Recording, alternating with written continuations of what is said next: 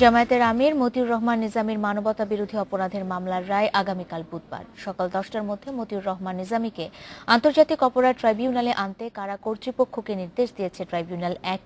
এদিকে আইন শৃঙ্খলা রক্ষায় রাজধানী সহ দেশের বিভিন্ন স্থানে বিজিবি মোতায়েন করা হয়েছে।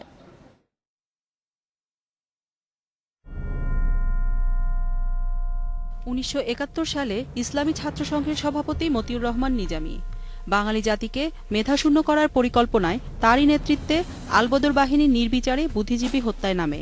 মোহাম্মদপুরের ফিজিক্যাল ট্রেনিং সেন্টারে দেশের খ্যাতনামা শিক্ষক চিকিৎসক সহ সকল বুদ্ধিজীবীদের এনে নির্যাতনের পর হত্যা করা হয়।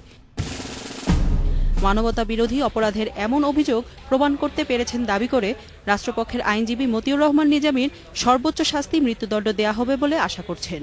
হত্যা, গণহত্যা, ধর্ষণ, লুণ্ঠন এই সমস্ত কিছুর জন্যই এই আসামি মতিউর রহমান নিজামীর আমরা প্রমাণ করতে সক্ষম হয়েছি বিধায় তার সর্বোচ্চ শাস্তি মৃত্যুদণ্ডই আমাদের কাম্য। তবে এই অভিযোগে তাকে মৃত্যুদণ্ড দেয়া যায় না বলে দাবি নিজামীর আইনজীবীর। নিজামীকে সম্পূর্ণ নির্দোষ দাবি করে তিনি বলেন, সম্পূর্ণ রাজনৈতিক কারণেই তার বিরুদ্ধে এই মামলা হয়।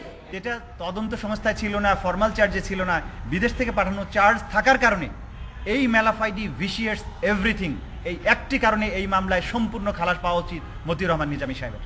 এছাড়া বাকি অভিযোগের ব্যাপারে আমরা আমাদের পক্ষে মুক্তিযোদ্ধাদেরকে নিয়ে এসেছি, আমরা দেখিয়েছি কিভাবে মিথ্যা কথা সাজানো হয়েছে।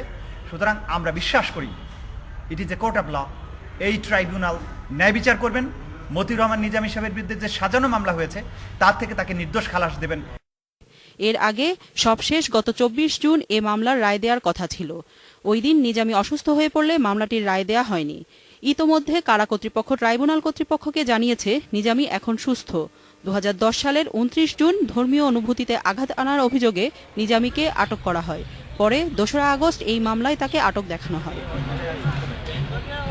জান্নাতুল ফেরদাউস তানভি, ইন্ডিপেন্ডেন্ট নিউজ, ঢাকা।